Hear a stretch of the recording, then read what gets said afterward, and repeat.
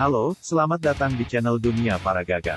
Di sini kita akan menceritakan kehidupan di SMA laki-laki Suzuran atau yang lebih dikenal dengan Sekolah Para Gagak. So, tunggu apa lagi? Jangan lupa subscribe jika kalian ingin mengikuti ceritanya. Jangan lupa untuk tekan lonceng notifikasi, like dan share-nya ya. Oh ya, dan jangan di-skip ya agar tidak ketinggalan ceritanya. Yuk masuk ke cerita. Scene pada chapter ini dibuka dengan segorombolan anak Suzuran yang sedang berada sepertinya di stasiun. Mereka terlihat sedang kesal dan menyuruh siapapun yang ada di hadapannya untuk menyingkir. Orang-orang yang tahu bahwa itu adalah anak-anak Suzuran maka segera mungkin untuk menjauhi mereka. Lalu scene diteruskan lagi oleh seseorang yang sedang melapor kepada Yamazaki mengenai insiden anak-anak buah Bandou sudah dihajar oleh Bouya Harumichi. Berita ini pun sudah sampai ke anak-anak Suzuran yang lain. Scene di sekolah pun menunjukkan bahwa anak-anak Suzuran sedang membicarakan hal ini. Saat ada anak-anak yang berada di lorong sekolah membicarakan ini, tidak disangka Bandou lewat di dekatnya. Lalu anak-anak yang membicarakan Bandou tadi mencegat Bandou dan mengatakan bahwa pasukan Bandou semakin berkurang. Dia juga mengatakan dengan angkuh agar Bandou berhati-hati dan tidak memalingkan punggungnya atau hal buruk akan terjadi. Anak itu pun langsung dihajar oleh Bandou sampai terlempar keluar kaca sekolah dan jatuh dari lantai 3. Tinggal 2 orang lagi yang berada di hadapan Bandou. Tetapi Bandou tidak menghajar mereka. Selain mereka ketakutan, mereka juga bukan prioritas Bandou untuk disingkirkan. Mereka hanya diberitahu oleh Bandou bahwa jika urusannya dengan Bouya telah selesai, mereka adalah target Bandou selanjutnya. Scene berpindah di atap gedung sekolah. Di sini ada Bandou dan anak-anak buahnya. Mereka sedang membicarakan tentang pergerakan kubu lain yang semakin memanas karena mendengar Bouya sudah menghajar beberapa anak buah Bandou. Hal itu memancing kubu lain untuk membentuk fraksi sendiri di mana diantaranya adalah pengikut Bandou yang sudah tidak percaya kepadanya. Hal ini semakin membuat marah Bandou. Bandou bertanya kepada anak buahnya tentang perihal sudah menemukan Bouya atau belum. Akan tetapi dari sekian anak buah Bandou yang ada tidak ada yang mengetahui keberadaan Bouya. Karena memang Bouya ini anak baru. Jadi belum ada yang mengetahui Bouya secara detail. Scene berpindah di mana Yamazaki sedang bertemu dengan Senda. Karena Senda sedang tidak bisa bertemu dengan Yamazaki, Bandou dan yang lainnya, mereka bertemu di suatu tempat. Setelah mengobrol, Senda pun berpamitan dan mengatakan hati-hati kepada Yamazaki. Saat sebelum Senda berpamitan, Yamazaki memanggil Senda seperti ada yang ditanyakan.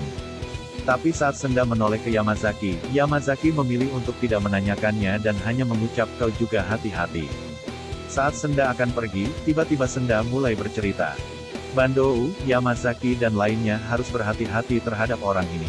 Orang ini sangat kuat. Senda masih ingat betul bagaimana dia dihajar oleh Bouya. Bouya hanya menggunakan satu pukulan untuk merobohkan Senda hingga tak sadarkan diri. Senda menambahkan bahwa mereka sedang menghilangkan pedang yang salah kepada seseorang yang semestinya tidak menjadikannya musuh. Scene pun berpindah di mana Yamazaki dan anak buahnya sedang berjalan dari tempat pertemuan Yamazaki dan Senda. Saat di tengah jalan, mereka dikejutkan oleh Bouya yang tiba-tiba menemui mereka.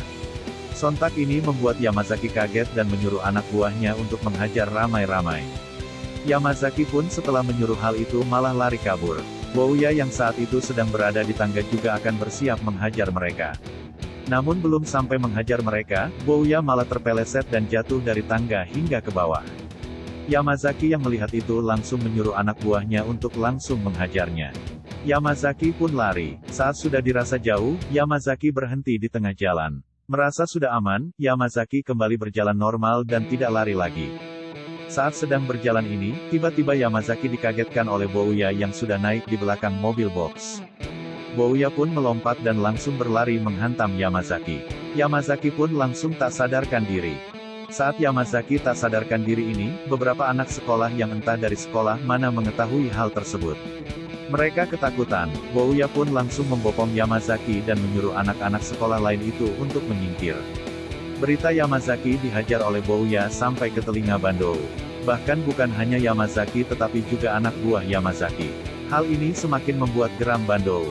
Scene berpindah di mana Pon, Hiromi, Mako dan Bouya sedang berada di pinggir sungai. Entah apa yang sedang mereka lakukan.